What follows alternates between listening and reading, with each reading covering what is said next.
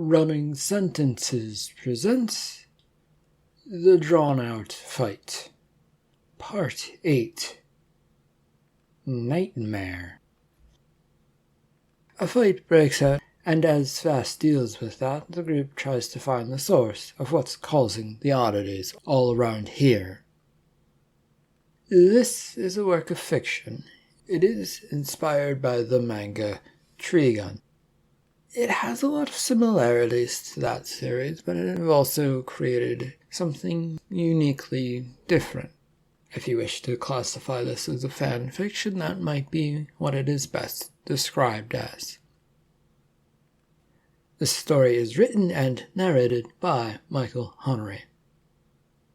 Copyright 2022, Michael Honoré.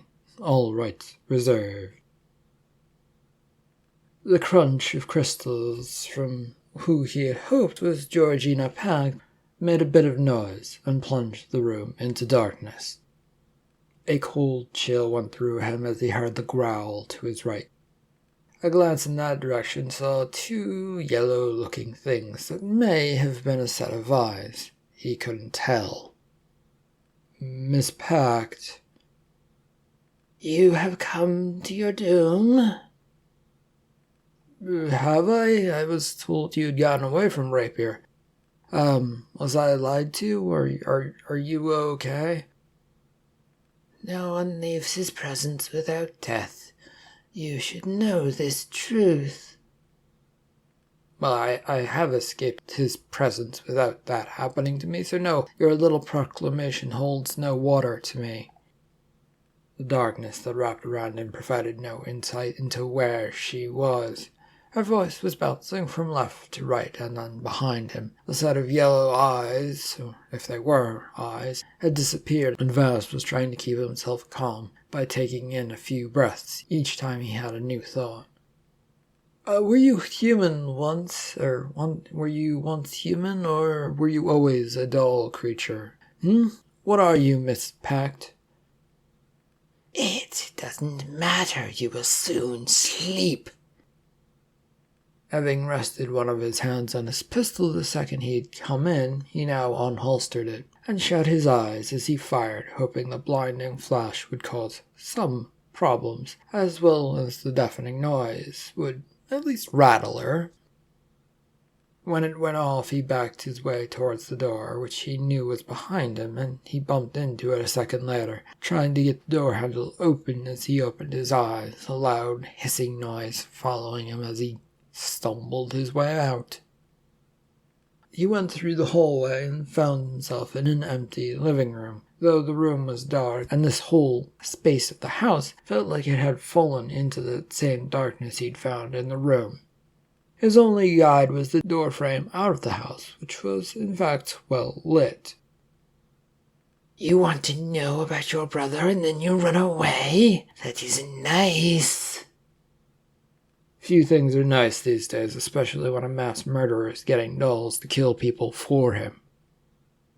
"You know why, though?" The door to the living room space, which had been right there in front of him, blinked out of existence. It was there, but the blackness now covered all he could see. He stumbled to a stop, not trusting his eyesight anymore. "No, I don't know why my brother wants this." "You do. Think." He thought about it, his mind instantly going to the whole crash of coming to this planet. Vas's mind took him back in a flash to the controls that he was wrestling with in the escape crash pod they were in, as it slipped through the planet's atmosphere and revealed a world of sand and some water here and there below them. Rapier stood clinging to the nearby door, trying not to fall. "A perfect place, a grave of a planet where nothing can live." "What are you talking about?" "I'm stopping humanity from going where they aren't supposed to go. Who in their bright minds thought for us to go out and spread out? They decided to leave home, for they ruined one place, and I can't have that. I can't have them ruining another place." You've gone mad out in space. These people haven't done anything. Nonsense. I got into the computer database and read all there is to know about those who are frozen in the cargo hold. It's all criminals and miscreants and far, far away from everyone else. No one will ever miss this lot. In fact, I'm sure the smart ones were counting on such a fate.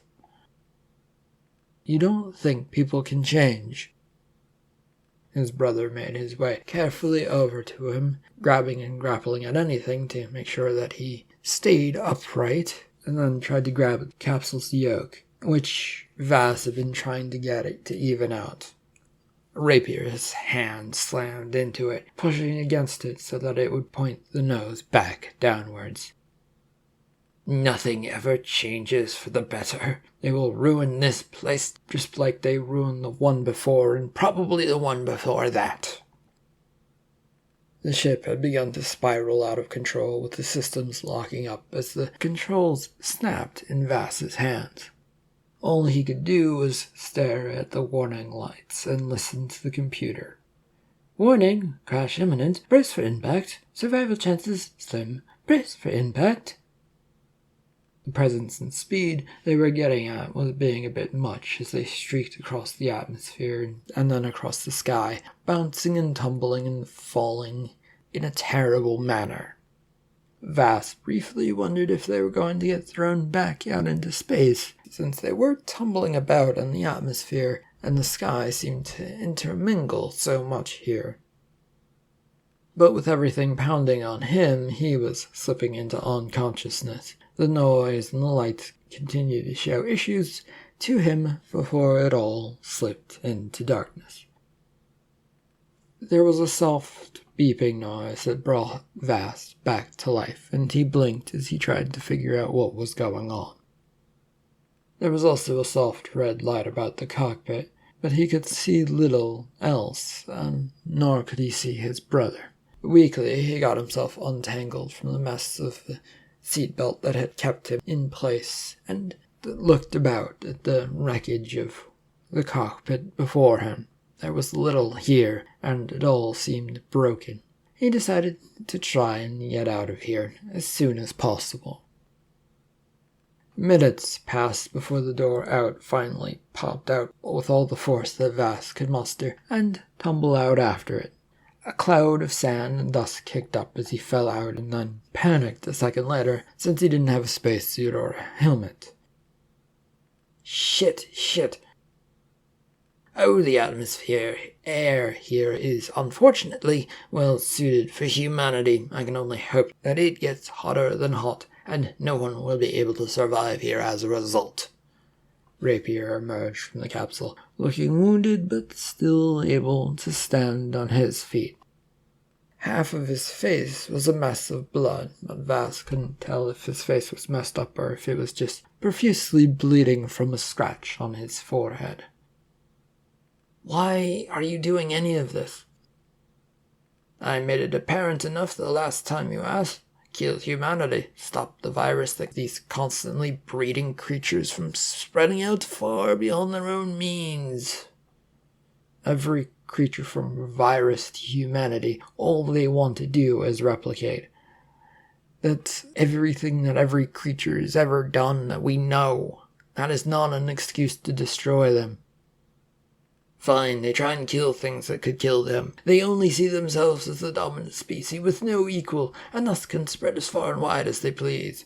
No worry about an end result or controlling people to stop them from doing everything in their power to become the ultimate thing that controls the planet that they've gotten under their thumbs. Vass had stumbled away, falling down as he found himself looking at his brother, trying to shake the feeling of doom and gloom. He then found his attention looking towards the sky as it showed a variety of pods and spaceships descending through the atmosphere towards the ground. He tried to get further away from the whole thing as his horror crossed his face, as Rapier looked up and then back to Vass. Watch your new world burn.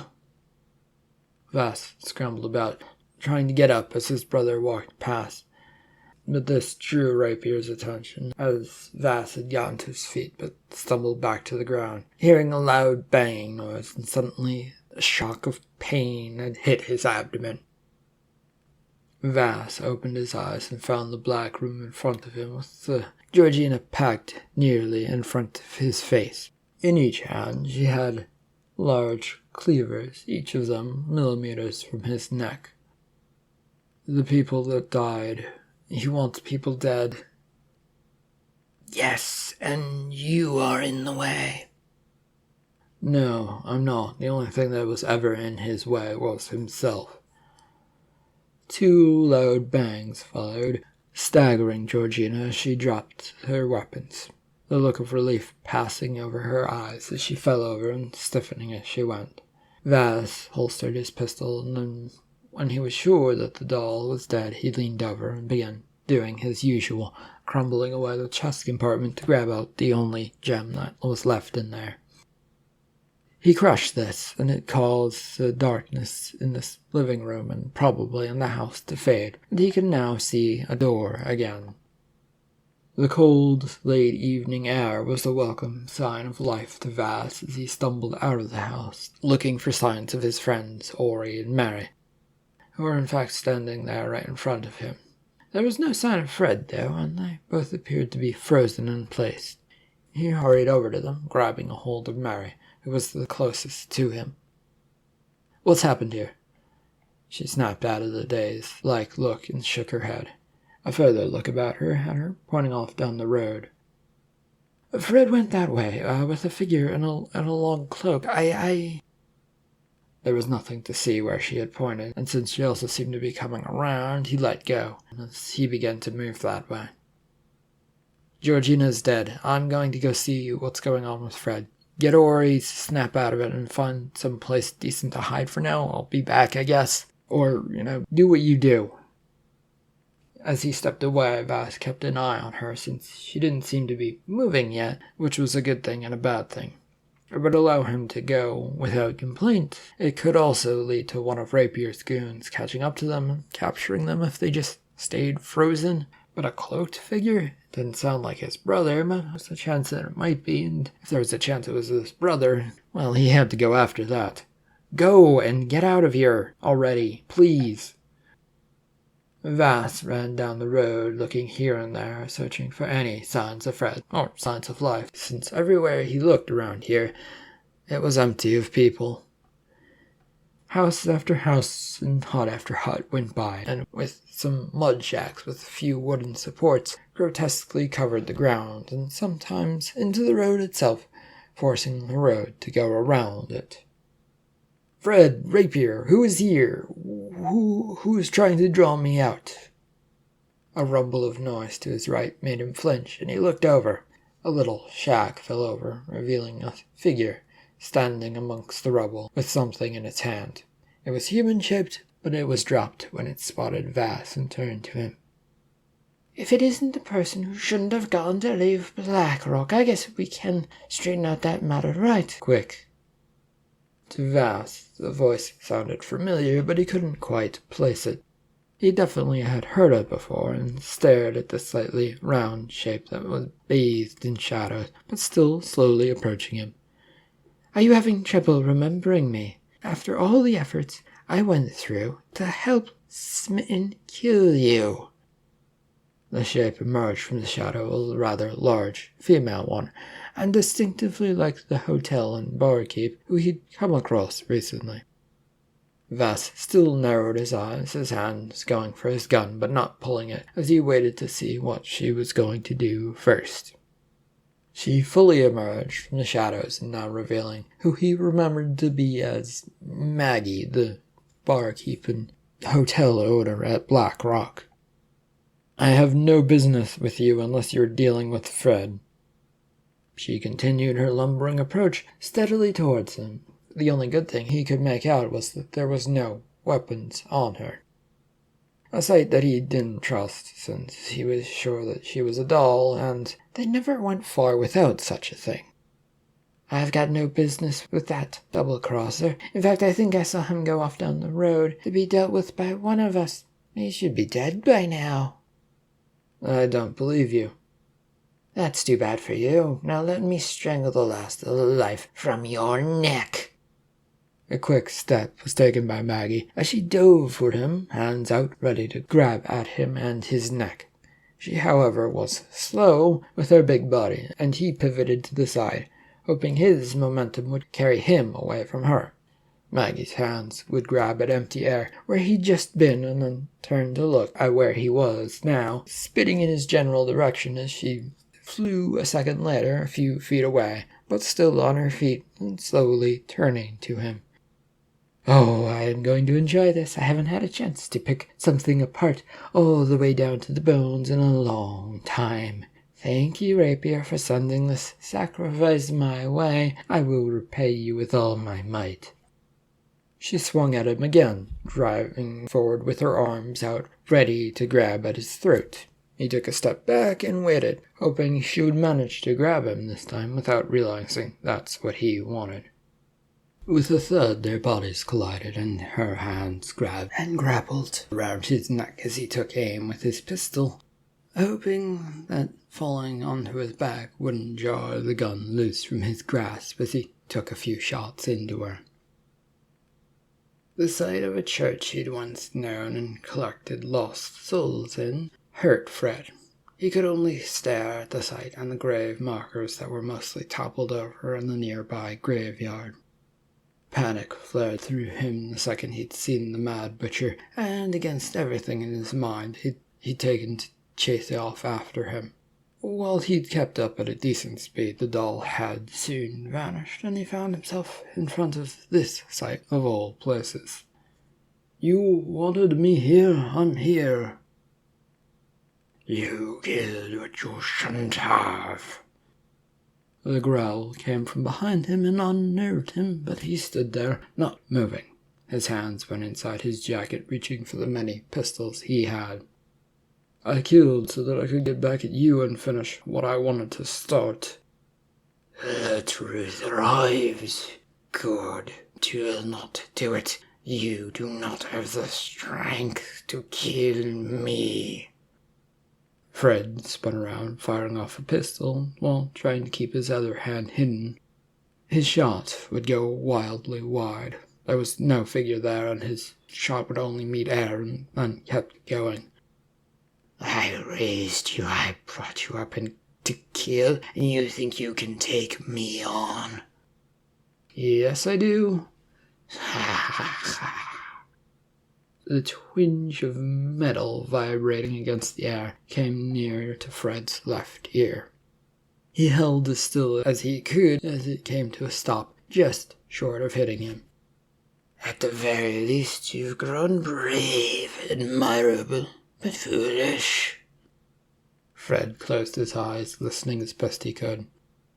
The fired pistol slipping from his hand, he could grab another single-shot pistol from under his coat. There was a flurry of activity near his right, and he tried to duck as the long, bladed apparatus that the Mad Butcher was using came screeching down towards his left arm. There was little time to dodge, and even less time to think. "Die, you piece of shit!" He got both pistols out and fired them as the blade hit him in the collarbone, snapping it and sinking in. His left arm became useless, and pain screamed out of him as he kept grabbing for pistols with his right hand, firing where he thought the Mad Butcher was when he could get them out. Slowly, though, things were becoming blurry as he toppled over from the pain and frustration. A faint tugging sensation came from where the blade had impacted, as the Butcher pulled it free, and he was staggering about. This doll had been shot several times, and at least one of the crystals hidden inside had been damaged, from what he could tell. "Well, you hurt me. I hope you're proud of what you've done. Your life ends here."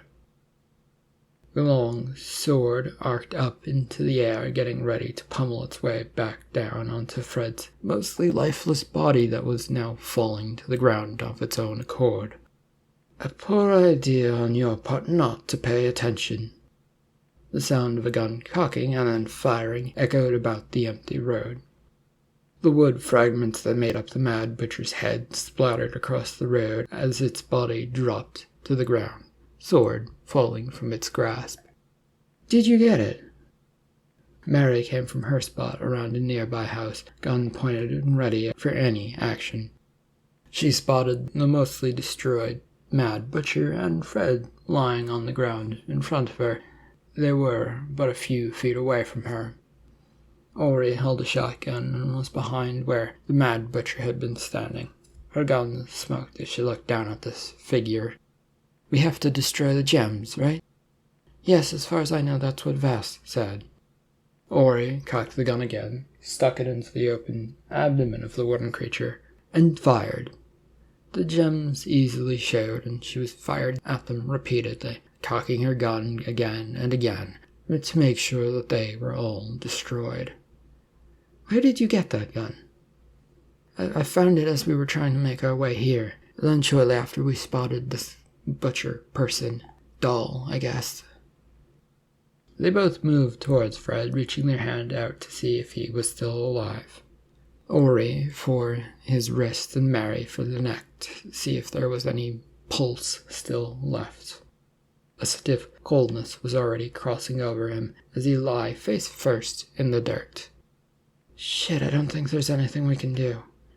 "Can Vass do anything? He seems like an odd one who would know something weird that could keep this one alive." "He might, but I've never heard or seen anything about it from him." And then, from down the road, Vass came. Not quite running, but he was rushing his way along as best he could. He spotted them and made his way towards them, hurrying as best he could. But he still wasn't going fast. What's going on? Where's Fred?" They both rose from the ground near Fred, pointing towards him and trying not to look at him. Sad expressions crossed their face. "What is it?" They stepped aside as he got to them, and he saw the sight before him. Vass stared at his two friends with the sight of dread coming over him. He tried hard not to think about the thought that came to him, that this way to his brother was now dead. It wouldn't do any good, and it would likely piss off Mary and Ori if he said anything. "We should do something. There's the graveyard not far away from here," Ori said as she pointed towards it. They looked to him to see what he would say, but he found himself caught up staring down at the person he'd barely known. The gut-wrenching feeling that he should have known that this would happen creating around in his head. "Well," Ori once again pointed towards the remnants of what looked like it had been a church of some sort, at least a place of safe haven for lost souls. That's what a faded sign looked like, it said anyway. Vass then nodded and grimaced his agreement. He said he once had a place like that. Might be the best place for him, even if he wasn't on the path to help people as he once was. Before either of his friends act, Vass stepped forward and scooped up the limp and stiffening body. He adjusted the man in the arms as best he could with the weight and headed for the place ahead of them. They soon found the small graveyard with a few gravestones and some that had been knocked over. Mary and Ori had disappeared briefly to find shovels and returned with the implements, and the trio began digging in earnest at a spot they hoped was empty.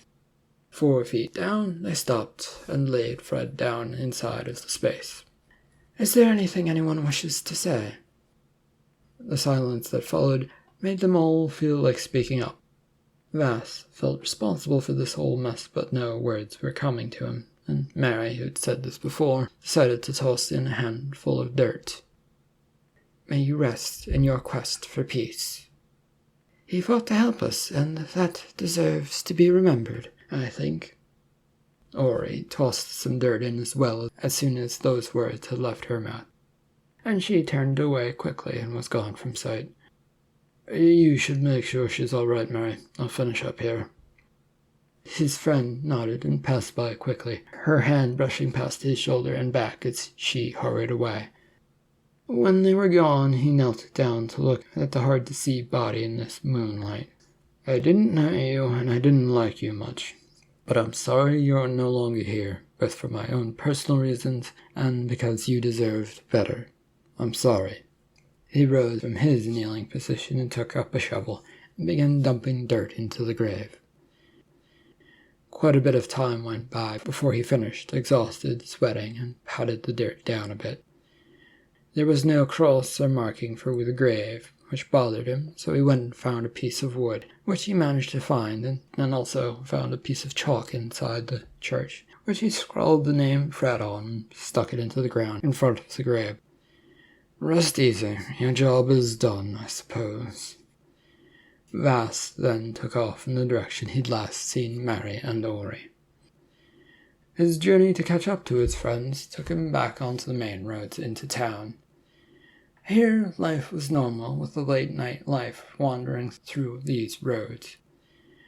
He looked both ways, trying to get a feel for what might be going on around him. Nothing was standing out as dust kicked up from the passing vehicles and people that went by.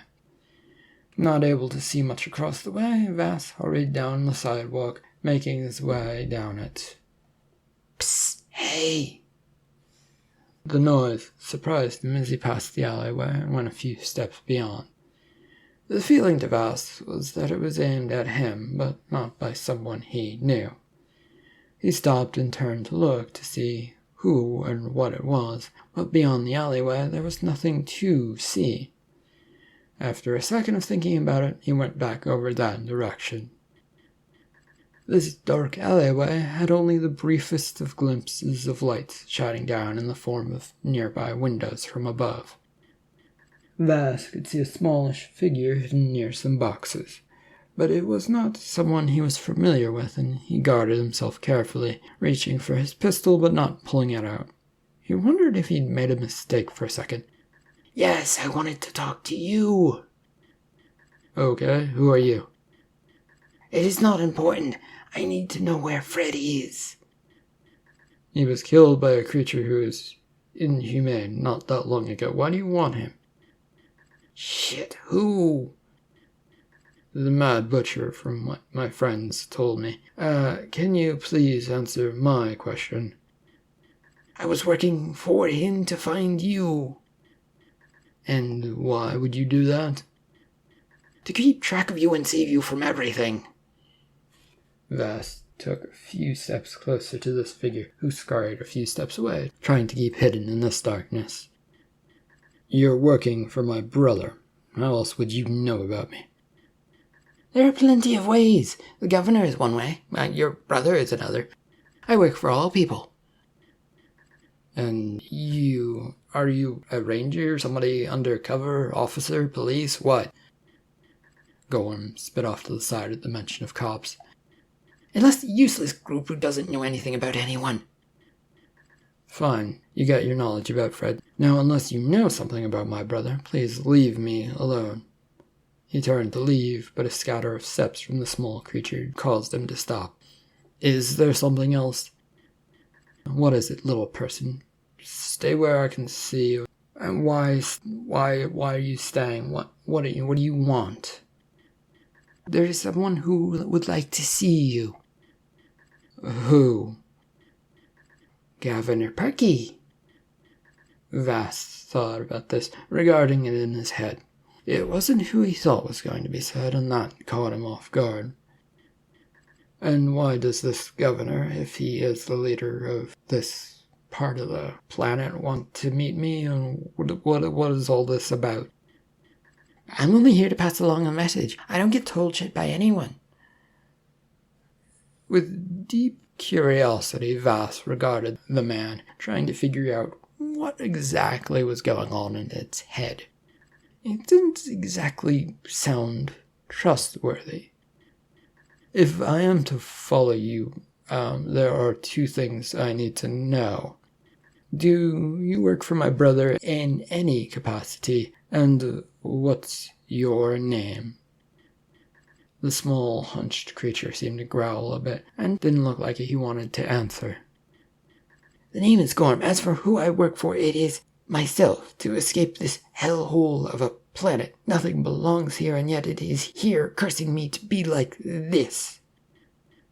Vass looked at the small man with the hunch on his back. It pushed Gorm to lean forward as the creature signaled with his hands to mean his body that was displeasing him. The look did not seem like it would be a comfortable one, but the man seemed to be dealing with it as best he could.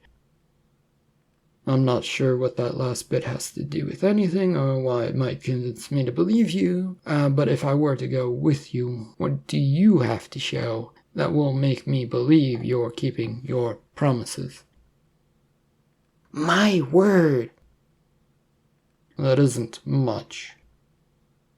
Fine, I've worked with your brother, and if I wanted to take you to him, you would already be there with him. Vass took a second to consider this man named Gorm, and if he was trustworthy. It didn't feel like it at all, but he also couldn't deny that what was being said was probably true. One rarely went to Rapier, because he always found who he wanted. I'll agree if you go ahead of me by 20 feet, and I will follow you. You promise? Yes, I promise.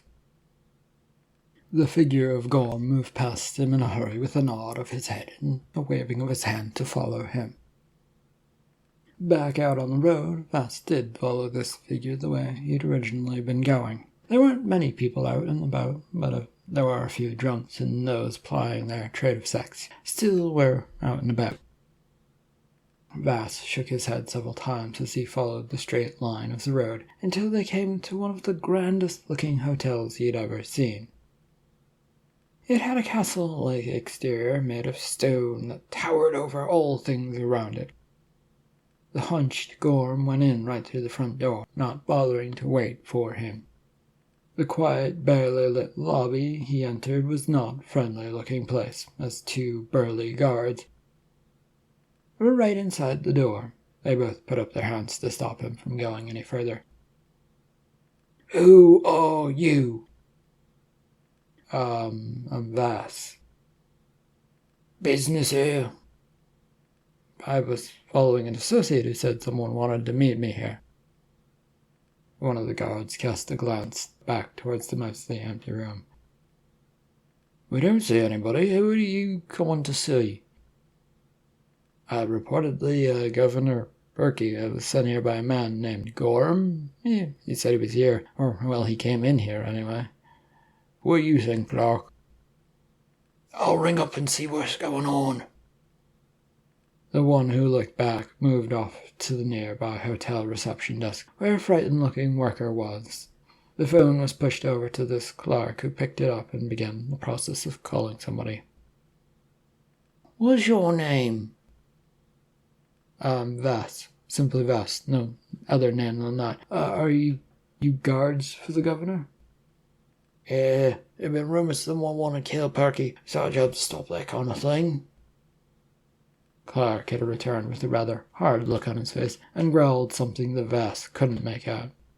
The other guard did appear to catch it, though, and the way they turned and nodded. No one is available to meet you at this hour. Yeah, well, it is late, I suppose. Do you mind if I wait in the lobby until it is the proper time to meet someone? There was a shrug from the one who hadn't given his name, and the other one was shaking his head no. Clark didn't want him around, apparently. I'm either going to be waiting outside the door to come in when the morning it comes, or in the lobby. Your choice? Outside with you? You claim someone came in here, but no one else has come in. You want to see the governor, but Perky has never heard of you. I don't know what to tell you, I'm sorry. The truth? I've already done that, and it has only gotten me to be right in front of you two without getting any further. Stop wasting your time and leave already. Vass began backing towards the door, but kept his eyes on the two guards, who moved forward with each step he went back. Outside, the cool air greeted him on the quiet road as the door closed. The two guards filled the glass entranceway behind it, trying to look menacing. were sort of succeeding, but Vass waved to them and moved to the side, just out of their sight line of the pair, and found a nearby bench to go sit on. Time went by slowly despite the late hour, with night already fading. A lot had happened, and the events so far had taken a toll on him, but he could not sleep. Not yet, at least. Hours rolled by, with the street becoming busier and busier, but there was no sign of anyone going in or out of this hotel. Vass had also kept an eye out for his friends, but they hadn't shown up either. When the sun was a decent ways up into the sky, he rose again and headed for the front door of this hotel, figuring he wasn't going to get far, but one never knew. Coming into the lobby was no big deal, as no guards appeared, nor was anyone in this place. Vass stepped into a cold room and peered about carefully. With no one around, it felt off and reminded him that what had happened to the town hall. He waited a minute or two for someone to pop up, hoping that it would occur, while thinking it was unlikely to happen. Vass made a quick decision to go over to the desk to see if there was a check-in book, and found it pretty easily. He flipped through the recent entries, looking for unusual names in case the governor was under a secret name. What was the governor's name again? Perky? Would he use that to check into a hotel? Seems unlikely, but who knows? The few recent pages did not have a name listed, but there were a few odd names all on the second floor. A look at the nearby key cubby for that floor showed that they were all gone. With a shrug, he closed the book and decided to go check that second floor. The stairs up were slick, and he did slip on them as he went up to the second floor. Once safely on this floor, he looked about, trying to decipher what was going on around this area, and why the floor felt so slippery. No obvious signs, so he gave up on that and looked down the hallway to his right. Nothing seemed to be off, and he looked to his left. Still nothing off. It did feel eerily cold, and it clicked into Vass's mind what felt so off. "Doc Cold, are you here?" He took a step to his right, with the ground feeling not as firm as he would have liked, and a bit slippery. There wasn't any response, and he wasn't expecting there to be one. But no longer feeling safe, Vass pushed aside his jacket and pulled out one of his guns. "I know you're here, or you were here, Cold. Did you get sent here by my brother? We can talk about this, and I won't do anything to you. Freedom from my brother if you're willing to have a conversation." Another few steps were taken carefully so he didn't slip on the hidden ice on the floor. Everything felt like he should be extremely careful just to be safe. Step by step he made his way to the right, looking for some sign that there was a presence of a doll here. It all looked pristine and frozen in place now. "You know that I know you're here. Were you here for the governor or something else? Is it my brother? Come on, I know you've been dying to talk to anyone about this matter at hand. It's in your blood to brag about how you've bested something." A creak of a noise came from somewhere ahead of him. Vass gulped and readied himself for the bad things coming his way. "I did my job, and now you're in my way. I wish to leave, as I have no further business here. Please don't be in the way right now. It isn't nice." The voice of Doc Cold, while familiar, wasn't friendly sounding. Every sense in Vass's body was complaining that he was about to be attacked. His grip on his gun tightened again as he waited for the cold air to suddenly take over the room. It wasn't coming as he stared towards where he felt the voice had come from. "A job for my brother?" "I don't talk about those sorts of things with the likes of you. I told you that." "Maybe you had a change of heart since I last saw you, at least to give me an idea of why you were here." "Things were getting in the way of other things getting done. I came to help move matters in the right direction." Through death? There was no response, but he did see a shadow move at the end of the hallway, and towards the end of the hallway, and not wasting any time, he leveled his pistol and fired towards it. The bang echoed about the hallway. You can't get out of here, Cold, not without answering questions if you want to go this way. You choose death, then. Parties will be displeased with this choice of yours. To me, though, it is but another day. I choose to know what's going on.